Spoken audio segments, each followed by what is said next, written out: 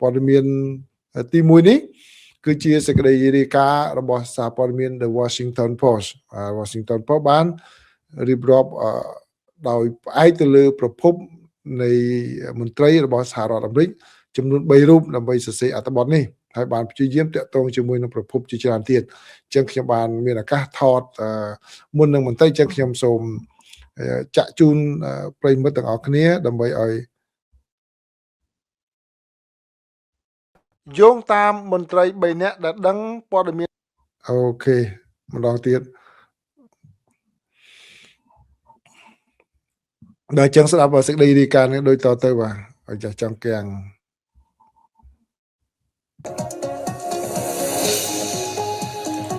យោងតាមមន្ត្រី3នាក់ដែលដឹងព័ត៌មានស៊ើបការសម្ងាត់គឺរុស្ស៊ីកំពុងផ្ដល់ព័ត៌មានស៊ើបការសម្ងាត់ដល់អ៊ីរ៉ង់ដើម្បីវាយប្រហារកងកម្លាំងសហរដ្ឋអាមេរិកនៅតំបន់មជ្ឈិមបូព៌ាដែលជាការចង្អុលបង្ហាញដំបូងថាសត្រូវដ៏សំខាន់មួយទៀតរបស់សហរដ្ឋអាមេរិកកំពុងចូលរួមសូម្បីតែដោយប្រយោលនៅក្នុងសង្គ្រាមនេះជំនួយដែលមិនធ្លាប់មានសេចក្តីរាយការណ៍ពីពេលមុនមកបានបង្ហាញថាចំនួនដែលកំពុងពង្រីកយ៉ាងឆាប់រហ័សឥឡូវនេះមានគូប្រជែងប្រដាប់អាវុធនុយក្លេអ៊ែរដ៏សំខាន់មួយរបស់សហរដ្ឋអាមេរិកដែលមានសមត្ថភាពស៊ើបការសម្ងាត់ដ៏ល្អឥតខ្ចោះចាប់តាំងពីសង្គ្រាមបានចាប់ផ្ដើមនៅថ្ងៃសៅរ៍មករុស្ស៊ីបានបញ្ជូនទីតាំងយោធាអាមេរិកទៅកាន់អ៊ីរ៉ង់រួមទាំងនាវាចម្បាំងនិងយន្តហោះនេះបើយោងតាមមន្ត្រីទាំង3នាក់ដែលបាននិយាយក្នុងលក្ខខណ្ឌមិនបញ្ចេញឈ្មោះដោយសារតែភាពរសើបនៃបញ្ហានេះមន្ត្រីម្នាក់ក្នុងចំណោមនោះបាននិយាយថាវាហាក់ដូចជាកិច្ចខិតខំប្រឹងប្រែងដ៏ទូលំទូលាយមួយរបស់រុស្ស៊ីកាសែត The Washington Post បានតាក់ទងកាលពីថ្ងៃសុក្រទី6ខែមីនាទៅលោក Dmitry Peskov អ្នកនាំពាក្យវិមានក្រមឡាំងប៉ុន្តែលោកបានបដិសេធមិនធ្វើអត្ថាធិប្បាយលើការរកឃើញព័ត៌មានស៊ើបការសម្ងាត់នោះទេទីក្រុងមូស្គូបានអំពាវនាវឲ្យបញ្ចប់សង្គ្រាមដោយបានហៅថាជាទង្វើឈ្លានពានប្រដាប់អាវុធដែលមិនបានបង្កហេតុវិសាលភាពនៃការកំណត់គោលដៅជំនួយរបស់រុស្ស៊ីទៅកាន់ប្រទេសអ៊ីរ៉ង់នៅមិនទាន់ច្បាស់លាស់ទាំងស្រុងនៅឡើយទេមន្ត្រីទាំងនោះបាននិយាយថាសមត្ថភាពយោធាអ៊ីរ៉ង់ក្នុងការស្វែងរកកងកម្លាំងអាមេរិកត្រូវបានធ្លាក់ចុះក្នុងរយៈពេលមិនដល់មួយសប្តាហ៍នៃការប្រយុទ្ធគ្នាផងទាហានអាមេរិកចំនួន6នាក់ត្រូវបានសម្លាប់និងជាច្រើនអ្នកទៀតបានរងរបួសដោយការវាយប្រហារដោយយន្តហោះគ្មានមនុស្សបើករបស់អ៊ីរ៉ង់កាលពីថ្ងៃអាទិត្យនៅប្រទេសគុយវ៉ែតអ៊ីរ៉ង់បានបាញ់យន្តហោះគ្មានមនុស្សបើកវាយប្រហាររាប់ពាន់គ្រឿងនិងមីស៊ីលរាប់រយគ្រាប់ទៅលើទីតាំងយោធាស្ថានទូតនិងជនស៊ីវិលរបស់សហរដ្ឋអាមេរិកទោះបីជាយុទ្ធនាការរួមគ្នារវាងអាមេរិកអ៊ីស្រាអែលបានវាយប្រហារគោលដៅអ៊ីរ៉ង់ជាង2000កន្លែងក៏ដោយរួមទាំងទីតាំងមីស៊ីលផ្លោងកងទ័ពជើងទឹកនិងថ្នាក់ដឹកនាំរបស់ប្រទេសទីភ្នាក់ងារស៊ើបការសម្ងាត់របស់សហរដ្ឋអាមេរិក CIA និងមន្ទីរបញ្ចកោណមិនបានធ្វើអត្ថាធិប្បាយភ្លាមៗនោះទេនៅពេលសួរនៅសប្តាហ៍នេះអំពីសាររបស់លោកទៅកាន់រុស្ស៊ីនិងចិនដែលជាអ្នកគ្រប់គ្រងដ៏មានឥទ្ធិពលបំផុតរបស់អ៊ីរ៉ង់រដ្ឋមន្ត្រីក្រសួងការពារជាតិសហរដ្ឋអាមេរិកលោក Pete Hegseth បានថ្លែងថាលោកមិនមានសារអ្វីនោះទេហើយថាប្រទេសទាំងនោះក៏មិនមែនជាកត្តាសំខាន់នៅពេលនេះឡើយមន្ត្រីពីររូបដែលដឹងពីការគ្រប់គ្រងរបស់រុស្ស៊ីចំពោះអ៊ីរ៉ង់បាននិយាយថាចិនហាក់ដូចជាមិនកំពុងជួយការពារអ៊ីរ៉ង់នោះទេទោះបីជាមានទំនាក់ទំនងជិតស្និទ្ធរវាងប្រទេសទាំងពីរក៏ដោយនៅក្នុងសេចក្តីថ្លែងការណ៍មួយស្ថានទូតចិនប្រចាំទីក្រុង Washington បានថ្លែងសម្ដៅទៅលើកិច្ចខិតខំប្រឹងប្រែងផ្នែកការទូតរបស់ទីក្រុងប៉េកាំងក្នុងការចូលរួមជាមួយដៃគូនៅក្នុងតំបន់ចាប់តាំងពីសង្គ្រាមបានចាប់ផ្ដើមហើយបាននិយាយថាជំលោះនេះគួរតែត្រូវបានបញ្ឈប់ជាបន្ទាន់អ្នកវិភាគបាននិយាយថាការចែករំលែកព័ត៌មានស៊ើបការសម្ងាត់និងសមស្របទៅនឹងគំរូនៃការវាយប្រហាររបស់អ៊ីរ៉ង់ប្រឆាំងនឹងកងកម្លាំងសហរដ្ឋអាមេរិករួមទាំងហេដ្ឋារចនាសម្ព័ន្ធបញ្ជាការនិងរ៉ាដាត្រួតពិនិត្យនិងរចនាសម្ព័ន្ធបណ្ដោះអាសន្នដូចជានៅគុយវ៉ែតដែលយោធាចំនួន6នាក់ត្រូវបានសម្លាប់ស្ថានីយ៍ CIA នៅស្ថានទូតសហរដ្ឋអាមេរិកប្រចាំទីក្រុងរីយ៉ាតរដ្ឋធានីនៃប្រទេសអារ៉ាប៊ីសាអូឌីត ក៏ត្រូវបានវាយប្រហារក្នុងរយៈពេលប៉ុន្មានថ្ងៃថ្មីនេះផងដែរផ្នែកខ្លះនៃអគារស្ថានទូតត្រូវបានទុកចោលមិនអាចជួសជុលឡើងវិញបានហើយទៅតែបិទទ្វារនេះបើយោងតាមការវិតម្លៃផ្ទៃក្នុងរបស់ក្រសួងការបរទេសការវិតម្លៃដែលត្រូវបានពិនិត្យដោយកាសែត The Post បាននិយាយថាផ្នែកផ្សេងទៀតនៃស្ថានទូតនឹងមិនអាចរស់នៅបានយ៉ាងហោចណាស់មួយខែទៀតអ៊ីរ៉ង់កំពុងធ្វើការវាយប្រហារយ៉ាងច្បាស់លាស់លើរ៉ាដាព្រមានដំបងឬរ៉ាដាពីលើផ្ដេកនេះបើតាមការបញ្ជាក់របស់អ្នកស្រី Dara Masiskot អ្នកជំនាញខាងយោធារុស្ស៊ីនៅឯ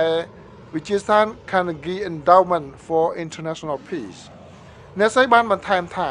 ពួកគេកំពុងធ្វើបែបនេះតាមរបៀបដែលមានគោលដៅច្បាស់លាស់ពួកគេកំពុងតាមរកទីបញ្ជានិងកន្លែងគ្រប់គ្រងអ៊ីរ៉ង់មានតែផ្កាយរណបកម្រិតយោធាមួយចំនួនតូចប៉ុណ្ណោះហើយគ្មានក្រុមផ្កាយរណបផ្ទាល់ខ្លួនទេដែលនឹងធ្វើឲ្យរូបភាពដែលផ្ដល់ដោយសមត្ថភាពអវកាសទំនើបជាងរបស់រុស្ស៊ីមានតម្លៃខ្ពស់ជាពិសេសនៅពេលដែលវាមានកម្លាំងបានពង្រឹងការកំណត់គោលដៅផ្ទាល់ខ្លួនបន្ទាប់ពីសង្គ្រាមជាច្រើនឆ្នាំនៅអ៊ុយក្រែននេះបើតាមលោកស្រី Marie Scott បានបញ្ជាក់លោកស្រី Nicole Grachevsky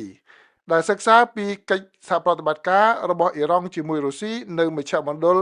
Balfour នៃសាលា Harvard Kennedy បាននិយាយថា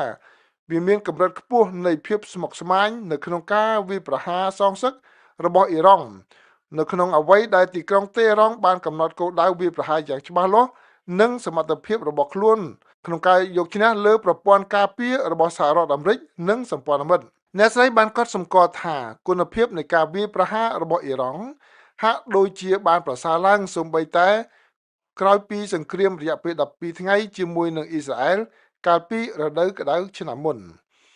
មន្ទីរបញ្ចកោណកំពុងប្រើប្រាស់ការផ្គត់ផ្គង់អាវុធដែលមានភាពជាក់លាក់ខ្ពស់និងប្រព័ន្ធស្ទាក់ចាប់ការពារដែនអាកាសយ៉ាងឆាប់រហ័សនេះបើយោងតាមមន្ត្រីដែលដឹងអំពីបញ្ហានេះបានប្រាប់កាសែត The Washington Post ដែលគូបញ្ជាក់ពីក្តីបារម្ភដែលលើកឡើងដោយឧត្តមសេនីយ៍ Dan Kent ប្រធានអគ្គសេនាធិការកងទ័ពចម្រុះខណៈដែលលោកប្រធានាធិបតី Donald Trump កំពុងតែពិភាក្សាថាតើត្រូវអនុម័តប្រតិបត្តិការនេះឬអត់ប៉ុន្តែរដ្ឋបាលរបស់លោកបានព្យាយាមមិនលើកកម្ពស់ការវាយតម្លៃរបស់លោកខេននោះទេសូមអរគុណប្រិមិត្តបាទសូមអរគុណប្រិមិត្តដែលបានស្ដាប់សេចក្តីរាយការណ៍របស់ខាងកាសែត Washington Post ហើយខ្ញុំបកប្រែជូនទេណាខ្ញុំមិនរាយការណ៍ទេក៏បកប្រែជូនអត្ថបទរបស់ Washington Post គាត់យកព័ត៌មានមកជូនគឺផ្អែកទៅលើព័ត៌មានខាងមន្ត្រីដែលបានប្រាប់គាត់មកអញ្ចឹងការសង្កេតរបស់ខ្ញុំជូនពីចំណុចចោះបាទគឺតាមធម្មតាដូចដែលខ្ញុំធ្លាប់បាននិយាយដដែលអញ្ចឹងនៅពេលដែលមានរឿងរ៉ាវកើតឡើងអញ្ចឹងគឺមន្ត្រីគេប្រើសារព័ត៌មានបាទអញ្ចឹងដូច្នេះតាមបទពិសោធន៍គឺមិនមែនជារឿងលេចចេញដោយអចេតនាទេជារឿងដែលខាងមន្ត្រីសហរដ្ឋអាមេរិកគាត់លេចចេញដោយចេតនាដើម្បីធ្វើតេស្តខាងរុស្ស៊ីតើប្រតិកម្មយ៉ាងម៉េចបាទអាចរឿងហ្នឹងពិតមែនអាចរឿងហ្នឹងមិនពិតឃើញទេអាចរឿងថាមិនពិតទេប៉ុន្តែខាងអាមេរិក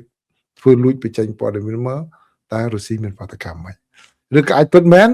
ហើយគាត់បញ្ចេញឲ្យខាងសារព័ត៌មានផ្សាយចាំមើលប្រតិកម្មរបស់រុស្ស៊ីយ៉ាងម៉េចបាទអញ្ចឹងដូច្នេះនៅក្នុងពេលអញ្ចឹងដូចដែលខ្ញុំបាននិយាយហើយគឺនៅពេលដែលមានសង្គ្រាមទេគឺព័ត៌មានសមរភូមិអាវុធការទូត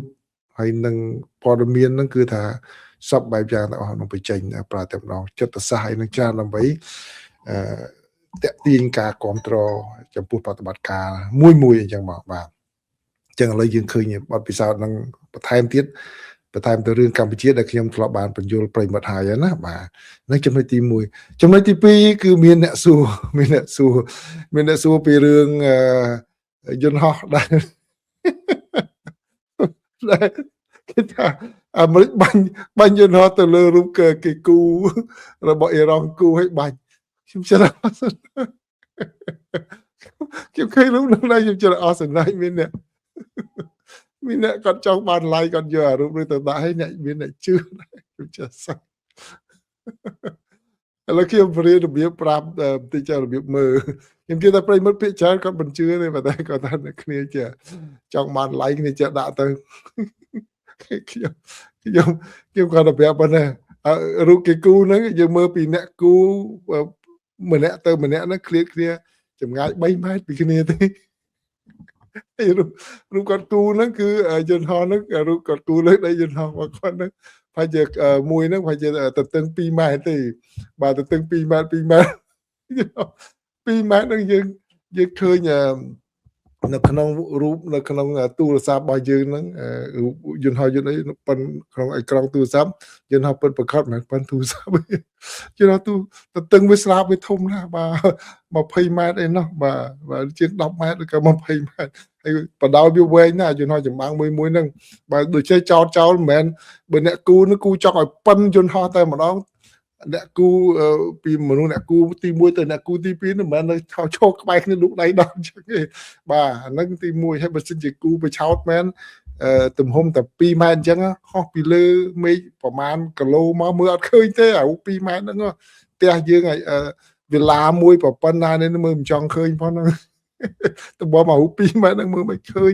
បាទអញ្ចឹងយើងត្រូវរៀនវាអញ្ចឹងហើយមួយទៀតហ្នឹងគឺមីស៊ីលរបស់គេមើលរ៉ាដាគេមើលគេមានអាប្រព័ន្ធ sensor គេចាប់ហ្នឹងគឺខ្ញុំបរៀនយ៉ាងម៉េចយើងមើលដូចពេលខ្លះមីស៊ីលខ្លះគេបាញ់គេ hit seeker អាហ្នឹងគឺបើថាយន្តហោះខុសទៅវិញក៏មីស៊ីលរត់តាមបាទដូច្នេះអត់មានឃើញអីនៅក្នុង sensor វាមិនចេះតែបាញ់គេមិនចេះតែបាញ់ទេដូចតែខ្លះគេនៅអាមេរិកនេះគេមានអាកន្លែង land ខ្លះគេអនុញ្ញាតឲ្យជិះ2នាក់ទៅ3នាក់ឡើងទៅគេអត់យកលុយទេហ្នឹងអ្នកខ្លះក៏ថាបើយើងយកអារូបដាំមីរូបជ័យហ្នឹងដាក់នៅក្នុងឡានដូចមនុស្ស3នាក់ហ្នឹងតើគេដឹងគេអត់ដឹងគេចាប់បានទេខ្ញុំថាគេចាប់បានដោយសារអីអាកាមេរ៉ាដែលគេដាក់មកគេ sensor heat ពួកខ្លួនយើងវាមានអា body heat អាខ្លួនហ្នឹងមានកម្ដៅណាអញ្ចឹងអា sensor ហ្នឹងវាចាប់កម្ដៅក្នុងខ្លួនហ្នឹងអញ្ចឹងបើមនុស្ស3នាក់វាចាប់ចេញ infrared ហ្នឹង3នាក់មកហ្មងហើយបើយើងយកអារូបដាមីទៅដាក់អត់ចេញ heat ហ្នឹងមកខ្លួនទេអញ្ចឹងឃើញតែម្នាក់ដដែលទេគេពីនៃដដែលបាទអញ្ចឹងខ្ញុំដឹងថាប្រិមិត្តមួយចំនួនគាត់មិនជឿទេប៉ុន្តែខ្ញុំជាអសន័យខ្ញុំឃើញអ្នកយកគ្នាចង់បាន like ដាក់រូបលេងទៅបាទអញ្ចឹងអរគុណណាបាទឥឡូវចូលដល់បន្តព័ត៌មានបន្ថែមទៀតព័ត៌មានទី2នេះគឺតកតងជាមួយនឹងតម្លៃប្រេងកាតឆៅនៅសហរដ្ឋអាមេរិកបាទបើយោងតាមសេចក្តីរាយការណ៍របស់ទូរទស្សន៍ NBC News បានឲ្យដឹងថាតម្លៃប្រេងកាតឆៅនៅសហរដ្ឋអាមេរិកនៅថ្ងៃនៅក្នុងសប្តាហ៍នេះគឺកើនឡើងយ៉ាងខ្លាំងតែម្ដងបាទគឺកើនឡើងខ្លាំងមិនថានៅពិភពលោកគឺអាមេរិកនឹងខ្លាំងគួរសមដែរណាបាទគឺបានកើនឡើងគេថាជាប្រវត្តិសាស្ត្រហើយនៅក្នុងសប្តាហ៍នេះដោយសារតែមានបញ្ហាសង្គ្រាមនៅក្នុងតំបន់មជ្ឈិមបូព៌ាហ្នឹងគឺនៅប្រទេសអ៊ីរ៉ង់ហ្នឹងដែលសហរដ្ឋអាមេរិកជាមួយនឹងប្រទេសអ៊ីស្រាអែលកំពុងតែដឹកនាំយុទ្ធនាការវាយប្រហារទៅលើប្រទេសអ៊ីរ៉ង់បាទគាត់ថ្ងៃសុក្រហ្នឹងគឺបើតាមសេចក្តីរាយការណ៍គឺតម្លៃប្រេងឆៅរបស់សហរដ្ឋអាមេរិកកើនឡើងជាង 12% បាទឡើងដល់$91ក្នុង1បារ៉ែលព្រឹកមិញខ្ញុំប្រាប់ប្រិមិត្តតែ$87ណាឥឡូវប្រហែលម៉ោងក្រោយមកឡើងដល់$91ក្នុង1បារ៉ែលដែលជាតម្លៃខ្ពស់បំផុតចាប់តាំងពីឆ្នាំ2022មកនៅពេលដែលរុស្ស៊ីចូលឈានពានអ៊ុយក្រែននោះមានចាំបានពេលនោះព្រីងកុហកឡើងខ្លាំងណាស់ដែរបាទហើយចាប់តាំងពីដើមឆ្នាំនេះមកបើប្រៀបធៀបតាំងពីដើមឆ្នាំមកគឺតម្លៃប្រេងឆៅរបស់សហរដ្ឋអាមេរិកកើនឡើងជិត 60% ហើយក្រុមហ៊ុនប្រេងឆៅ Brent ដែលលក់ប្រេងស្តង់ដារអន្តរជាតិហ្នឹងឥឡូវគឺនៅក្នុងផ្សារប្រេងរបស់គាត់ហ្នឹងក៏លក់ឡើងទៅដល់$94ក្នុង1បារ៉ែលខ្ពស់ណាស់បាទប្រហែលមុននឹងពេលមាននៅរឿងនឹងកើតឡើងដូចខ្ទង់រង្វង់$70ឬក៏60ជាងណាឥឡូវឡើងពុប$94ក្នុង1បារ៉ែលបាទដែលការឡើងខ្ពស់បំផុតចាប់តាំងពីឆ្នាំ2023មកបាទការប្រែប្រួលតម្លៃនេះគឺកើតឡើងចាំពេលមានការភ័យខ្លាចកាន់តែខ្លាំងឡើងថាសង្គ្រាមនៅក្នុងប្រទេសអ៊ីរ៉ង់អាចនាំឲ្យមានបញ្ហាផ្គត់ផ្គង់ថាមពលរយៈពេលវែងហើយបើយោងតាមរបាយការណ៍មួយពីកាសែត The Wall Street Journal បានរាយការណ៍ថា ប្រទេសគុយវ៉ែតបានចាប់ផ្ដើមកាត់បន្ថយការផលិតនៅតំបន់ប្រេងមួយចំនួន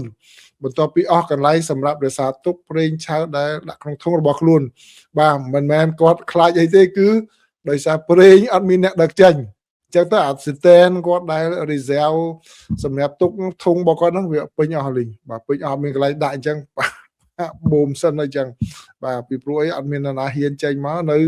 ច្រកសមុទ្រ Hormuz ហ្នឹងគឺមានបាទគឺមានការបិទនៅទីនោះដែលអាចនឹងធ្វើឲ្យមានបញ្ហាបាទអញ្ចឹងបើយោងតាមការរាយការណ៍របស់ NBC News គឺគាត់ថាគាត់មិនទាន់អាចផ្ទៀងផ្ទាត់បានទេអំពីព័ត៌មានអំពីលទ្ធភាពនៃការបិទនៅក្នុងរយៈពេលប្រហែលថ្ងៃថ្មីនេះទៀត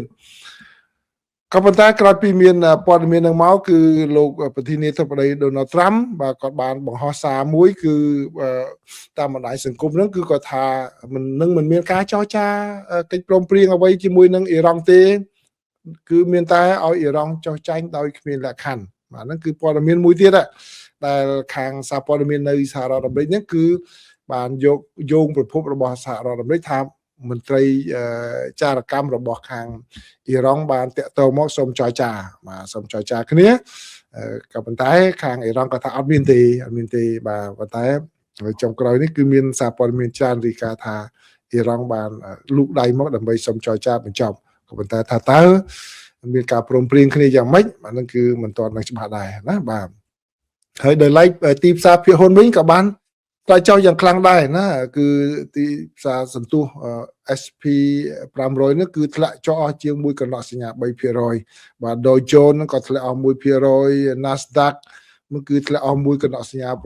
6% បាទទីផ្សារគឺធ្លាក់ចុះយ៉ាងច្រើនបាទហើយការធ្លាក់ចុះនោះវាស្របពេលគ្នាដែររបាយការណ៍ការងារនៅសហរដ្ឋអាមេរិកនេះបានបង្ហាញឲ្យដឹងថាគឺសេដ្ឋកិច្ចរបស់សហរដ្ឋអាមេរិកគឺបាត់បង់មានអ្នកបាត់បង់ការងារចំនួន92,000 នាក់នៅក្នុងខែកុម្ភៈហើយខែមករាកន្លងមកហ្នឹងគឺបាទខែធ្នូកន្លងមកហ្នឹងគឺគេធ្វើស្ថិតិពិនិត្យមើលផ្ទៀងផ្ទាត់ឡើងវិញទៅគឺចំនួនអ្នកបានការងារក៏ពិតតិចជាងអ្វីដែលបានរាយការណ៍ក្នុងពេលកន្លងមកអញ្ចឹងទីផ្សារគាត់មានការព្រួយបារម្ភតែថាទីផ្សារការងារមិនបានល្អបាទហើយឥឡូវនេះមានរឿងចំនួនមានអីទៀតទៅអញ្ចឹងធ្វើឲ្យតម្លៃទីផ្សារភាគហ៊ុននឹងតែចុះផងដែរព័ត៌មានទី3នេះគឺជាសេចក្តីរាយការណ៍របស់សារព័ត៌មាន Washington Post បាទបើយោងតាមសេចក្តីរាយការណ៍របស់សារព័ត៌មាន Washington Post ហ្នឹងបានឲ្យដឹងថាក្រសួងយុទ្ធភ័ពរបស់សហរដ្ឋអាមេរិកឥឡូវនេះបានបង្កើតក្រុមការងារមួយបាទដើម្បីពិនិត្យមើលអំពីលទ្ធភាពនៃការចោទប្រកាន់របស់រដ្ឋាភិបាលសហព័ន្ធរបស់សហរដ្ឋអាមេរិកប្រឆាំងនឹងមន្ត្រីឬក៏អង្គភាពនានានៅក្នុងប្រទេសគុយបានៅក្នុងរដ្ឋាភិបាលគុយបាការបង្កើតក្រុមនេះអាចជាជំហានដ៏សំខាន់មួយនៅក្នុងការជំរុញជាសាធារណៈរបស់រដ្ឋបាលលោកប្រធានាធិបតី Donald Trump ដើម្បីផ្ដួលរំលំរបបដឹកនាំនៅក្នុងប្រទេសគុយបាបាទមន្ត្រីដែលមកពីទីភ្នាក់ងាររដ្ឋាភិបាលរួមទាំងក្រសួងហិរញ្ញវត្ថុបាទនឹងក្លាយទៅជាផ្នែកមួយនៃក្រុមដែលទើបតែបង្កើតថ្មីនេះការចូលរួមរបស់ក្រសួងហិរញ្ញវត្ថុមានន័យថារដ្ឋបាលលោកត្រាំកំពុងពិចារណាដាក់ទណ្ឌកម្មបន្ថែមទៀតប្រឆាំងនឹងគុយបាដែលជាប្រធានបទបាទដែលបានរងទណ្ឌកម្មសេដ្ឋកិច្ចដ៏ខ្លាំងក្លាពីសហរដ្ឋអាមេរិកស្រាប់ទៅហើយនាពេលបច្ចុប្បន្ននេះបាទក្រុមការងារហ្នឹងគឺកំពុងតែសិក្សាស្វែងយល់អំពីបទល្មើសឬក៏អក្រិតកម្មនានាដែលអាចកើតមានឡើងនៅក្នុងប្រទេសគុយបាហ្នឹងតាក់ទងជាមួយនឹងរឿងអន្តោប្រវេសន៍បាទន័យថាមានការបញ្ជូនជនអន្តោប្រវេសន៍ខុសច្បាប់អីមកសហរដ្ឋអាមេរិកហ្នឹងគឺពិនិត្យមើលលទ្ធភាពនៃការចាប់ប្រកាន់ពីបទហ្នឹងផងដែរពីរឿងបញ្ហាសេដ្ឋកិច្ចនិងបញ្ហាច្រើនផ្សេងទៀតសម្រាប់ធ្វើការចាប់ប្រកាន់ហើយអ្នកដែលបានដឹងអំពីក្រុមការងារនេះបាននិយាយថារដ្ឋអាជ្ញាសហព័ន្ធនៅរដ្ឋ Florida ក៏កំពុងតែធ្វើការជាមួយនឹងដៃគូនៅក្នុងរដ្ឋហ្នឹងដើម្បីដាក់ការចាប់ប្រកាន់បន្ថែមដែលអាចយកមកប្រើប្រឆាំងនឹងមន្ត្រីគុយបាពីព្រោះនៅ Florida មានពលរដ្ឋគុយបាណានៅទីនោះច្រើនណាស់ដូចជាលោករដ្ឋមន្ត្រីក្រសួងការបរទេសរបស់សហរដ្ឋអាមេរិកគឺគាត់មកពី Florida ហើយដើមកំណើតគាត់មកពីគុយបានឹងឯងបាទកិច្ចខិតខំប្រឹងប្រែងដើម្បីចោទប្រកាន់ប្រឆាំងនឹងមន្ត្រីគុយបាគឺស្របគ្នានឹងប្រធានាធិបតី Donald Trump ដែលបាននិយាយថារដ្ឋបាលរបស់លោកកំពុងសម្លឹងមើលប្រទេសកុយបាថាជាគោលដៅបន្ទាប់ដែលរដ្ឋាភិបាលរបស់លោកអាចនឹងផ្ដួលរំលំបន្ទាប់ពីចាប់ខ្លួនលោកនីកូឡាសម៉ាឌូរ៉ូរបស់ប្រទេសវេណេស៊ុយឡានៅដើមខែមករានឹងការសម្លាប់មេដឹកនាំកំពូលរបស់អ៊ីរ៉ង់កាលពីសប្តាហ៍មុនបាទនេះគឺជាអ្វីដែលរដ្ឋបាលលោកត្រាំបានធ្វើហើយលោកគ្រងនឹងធ្វើដាក់ប្រទេសវេណេស៊ុយឡាផងដាក់ប្រទេសគុយបាផងដែរព័ត៌មានទី4នេះគឺតកតងជាមួយនឹងពុនកយបាទពុនកយនៅសហរដ្ឋអាមេរិកដែលបានយកក្នុងពេលកន្លងមកឥឡូវនឹងតុលាការកំពូលច្រើនចោលអញ្ចឹងទៅគឺតុលាការតម្រូវឲ្យសងពុនដែលបានប្រមូលមកហ្នឹងទៅក្រុមហ៊ុនវិញបាទក្រុមហ៊ុនប្រមូលពីអ្នកប្រើប្រាស់ដូចខ្ញុំដូចជាប្រិមិត្តមួយចំនួនហ្នឹងគឺអត់មានលឺសូរថាសងយើងវិញទេប៉ុន្តែឃើញសមាជិកសភានៅខាងគណៈបកប្រជាធិបតេយ្យគាត់កំពុងធ្វើច្បាប់មួយស្នើឲ្យសងមកពលរដ្ឋអាមេរិកម្នាក់1600ជាទូទៅតែម្ដងបាទអ្នកអត់មានអីទិញទេក៏បានប៉ុណ្្នឹងដែរបាទអញ្ចឹងពេលខ្លះការធ្វើពាណិជ្ជកម្មគឺអ្នកចំនួនចំណេញជារៀងរហូតបាទអញ្ចឹងបើយោងតាមសេចក្តីរាយការណ៍នេះបានឲ្យដឹងថាសារព័ត៌មាន Access បានរាយការណ៍ថារដ្ឋបាលលោកត្រាំបាននិយាយនៅថ្ងៃសុក្រនេះថាបាទគឺរដ្ឋបាលនេះមិនអាចចាប់ផ្ដើមដំណើរការសងប្រាក់ពន្ធភ្លាមបានទេដោយថាមានការសង្ស័យថ្មីទៀតថាតើការដែលលើកឡើងបែបនេះតើវានឹងអូសបន្លាយពេលបណ្ណាទៀតនៅក្នុងការដែលក្រុមហ៊ុននឹងទទួលបានប្រាក់សំណងពីរដ្ឋាភិបាលសហរដ្ឋអាមេរិកដែលមានប្រាក់រាប់រយពាន់លានដុល្លារដែលរដ្ឋាភិបាលជំពាក់ក្រុមហ៊ុនមន្ត្រីរបស់រដ្ឋបាលត្រាំនិយាយថាដំណើរការនេះមានភាពស្មុគស្មាញនិងទូលំទូលាយពេកបាទដែលត្រូវតែសុំការពេលវេលាដើម្បីសងប្រាក់វិញអំណះអំណាងរបស់រដ្ឋាភិបាលហាក់ទទួលបានជោគជ័យដោយសារនៅល្ងាចនៅយប់ថ្ងៃសុក្រនេះគឺតុលាការពាណិជ្ជកម្មអន្តរជាតិបានបដិសេធចោលនៅបទបញ្ជាដែលលោកបានចេញកាលពីពេលមុនដែលបង្គាប់ឲ្យរដ្ឋាភិបាលចាប់ផ្ដើមសងការប្រាក់ភ្លាមបាទឥឡូវនេះគឺអាចនឹងឲ្យដំណើរការទុកពេលដែរបាទនេះបើយោងតាមការចុះផ្សាយរបស់ទីភ្នាក់ងារសារព័ត៌មាន Reuters បាទគឺជាការលំបាកមួយដែរណាបាទគឺក្រុមហ៊ុននឹងគឺបានដាក់ពាក្យបណ្ដឹងបាទពាក្យបណ្ដឹងទៅពេលដែលតុលាការកំពូលសម្រេចការពីខែមុនថាអ្វីដែលលោកត្រាំសម្រេចយកពន្ធគយនឹងគឺតែប្រើប្រាស់ច្បាប់អំណាចសេដ្ឋកិច្ចបន្ទាន់អន្តរជាតិនឹងគឺខុសច្បាប់បាទខុសច្បាប់អញ្ចឹងគឺត្រូវតែសងពន្ធគេវិញប៉ុន្តែមានខ្លះគឺមិនបាច់ទេគឺមួយចំនួនសងវិញលោក Brandon Lott មន្ត្រីជាន់ខ្ពស់ម្នាក់នៅក្នុងផ្នែកពាណិជ្ជកម្មរបស់ទីភ្នាក់ងារនេះបានសរសេរនៅក្នុងឯកសារតុលាការថាគឺខាងទីភ្នាក់ងារគយនឹងការពារព្រំដែនសហរដ្ឋអាមេរិកឥឡូវនេះកំពុងប្រឈមមុខនឹងការសងប្រាក់វិញក្នុងបរិមាណច្រើនដែលមិនធ្លាប់មានពីពេលមុនមកបាទដូច្នេះធ្វើឲ្យមានការលំបាកនៅក្នុងការរៀបចំនីតិវិធីទាំងអស់នេះបាទនេះជាព័ត៌មានទី4ណាបាទគឺអញ្ចឹងมันមានប្រិមិត្តមួយច្រើននេះដែលរីករាយគឺប្រហែលជាក្រុមហ៊ុនទេបាទមានតែអ្នកខឹងព្រោះអ្នកខ្លះគាត់ថាมันគួរសងទៅក្រុមហ៊ុនវិញទេពីព្រោះអីពេលដែលក្រុមហ៊ុននាំចូលមកហ្នឹងយកពន្ធគយពីតំណែងហ្នឹងគឺគាត់មកលក់តម្លើងថ្លៃទៅហើយយើងអ្នកប្រើហ្នឹងយើងអ្នកបងស្រាប់តែពេលឥឡូវគាត់ទៅទាពីរដ្ឋាភិបាលវិញគាត់យកដាក់កប៉ាល់ខ្លួនគាត់អញ្ចឹងគាត់ចំណេញទៅពីរដងលើមុនបងអស់បាទគាត់យកពីយើងបងអស់160បាទអញ្ចឹងគាត់មកតម្លើងពីយើង160 billion ហ្នឹងហើយអស់ហើយហ្នឹងបាទអញ្ចឹងបើគាត់មានខាតទេបាទឥឡូវស្រាប់តែគាត់មកបានមកវិញក៏ចំណេញឥឡូវហ្នឹងទៀតហើយចំណេញលើតំណែងវិញចំណេញលើពន្ធគយហ្នឹងបាទអញ្ចឹងមែននិយាយគេតែមេគេអ្នកធំអ្នកមានណាព័ត៌មានចុងក្រោយនេះគឺជាសេចក្តីរាយការណ៍របស់ទីភ្នាក់ងារសារព័ត៌មាន Reuters បាទ Reuters បានរាយការណ៍ថារុស្ស៊ីបានព្រមានប្រទេសហ្វាំងឡង់តែម្ដងគឺថាកុំឲ្យមានការដាក់អាវុធនុយក្លេអ៊ែរនៅទីនោះអីណាបាទគឺការឆ្លើយតបរបស់រុស្ស៊ីនៅថ្ងៃសុក្រនេះថាប្រសិនបើហ្វាំងឡង់អនុញ្ញាតឲ្យមានដាក់អាវុធនុយក្លេអ៊ែរនៅលើទឹកដីរបស់ខ្លួនគឺអាចនឹងធ្វើឲ្យប្រទេសហ្វាំងឡង់នេះកាន់តែងាយរងគ្រោះហើយបាទដោយវិមានកម្លាំងបានចេញប្រតិកម្មយ៉ាងខ្លាំងតែម្ដងថាបើកាលណាមានគម្រោងខាត់ចោលនៅការច្បាប់បាទនៅក្នុងពេលកន្លងមកគឺ ហ្វាំងឡង់ក៏មានច្បាប់ដែលហាមមិនឲ្យយកអាវុធនុយក្លេអ៊ែរមកដាក់នៅលើទឹកដីរបស់គាត់ហ្នឹងទេប៉ុន្តែឥឡូវនេះគឺហ្វាំងឡង់ក៏ថាត្រូវលុបច្បាប់នឹងចោលហើយដើម្បីអនុញ្ញាតឲ្យមានការដាក់នុយក្លេអ៊ែរដាក់អីនៅក្នុងទឹកដីរបស់គាត់បានការពារបាទក៏ប៉ុន្តែលោក Dmitry Peskov ដែលជាអ្នកនាំពាក្យរបស់ក្រសួងជាអ្នកនាំពាក្យរបស់វិមានក្រមឡាំងរបស់ប្រទេសរុស្ស៊ីបាននិយាយថាបាទការដែលនិយាយបែបនេះគឺជាសេចក្តីថ្លែងការណ៍មួយដែលនាំឲ្យមានបញ្ហានឹងតានតឹងកាន់តែខ្លាំងនៅក្នុងទ្វីបអឺរ៉ុបពីព្រោះអីសេចក្តីថ្លែងការណ៍នេះគឺនឹងធ្វើឲ្យប្រទេសហ្វាំងឡង់ងាយនឹងរងគ្រោះណាពីព្រោះអីបើសិនជាហ៊ានតែដាក់អាវុធនុយក្លេអ៊ែរនៅក្នុងទឹកដីរបស់ខ្លួនគឺរុស្ស៊ីនឹងចាត់ទុកថាជាការមួយគំរាមកំហែងទៅដល់សន្តិសុខរបស់រុស្ស៊ីហើយបាទគឺរុស្ស៊ីនឹងចាត់វិធានការសមស្របនេះបើតាមការលើកឡើងរបស់លោក Dmitry Peskov ហើយការដែលហ្វាំងឡង់គាត់បានសម្រេចចិត្តផ្លាស់ប្ដូរជំហរបែបនេះគឺគាត់ឈរលើហេតុផលថាឥឡូវហ្នឹងគឺពិបាកណាស់គឺត្រូវអនុញ្ញាតឲ្យគេមកដាក់ហ្នឹងដោយសារតែមានរឿងនៅប្រទេសអ៊ុយក្រែនហ្នឹងយើងមើលទៅខាងរុស្ស៊ីហ្នឹងគឺបានចូលទៅឈ្លានពានអ៊ុយក្រែនបើសិនជាអ៊ុយក្រែនមាននុយក្លេអ៊ែរប្រហែលជាមិនអីទេអញ្ចឹងហើយហ្វាំងឡង់គាត់ត្រូវតែពិចារណាដាក់នៅទីនោះហើយចំណុចទី2ដែលគាត់ធ្វើគាត់ពិចារណាក្នុងការដែលអនុញ្ញាតឲ្យមានដាក់នុយក្លេអ៊ែរហ្នឹងគឺគាត់ថាមើលទៅអកប្បកិរិយារបស់លោកប្រធានាធិបតី Donald Trump នោះដូចជាមិនទៀងទាត់ទេប្រែប្រួលចុះឡើងហើយឥឡូវហ្នឹងថែមទាំងគម្រាមកំហែងចង់បានកោះ Greenland ទៀតបាទអញ្ចឹងទៅគាត់ថាចឹងអនុញ្ញាតឲ្យបារាំងគាត់ថាបើសិនជាមានបញ្ហាអ្វីគឺគាត់នឹងអាចដាក់ចូលបាទទៅក្នុងប្រទេសហ្វាំងឡង់ដើម្បីការពារសុវត្ថិភាព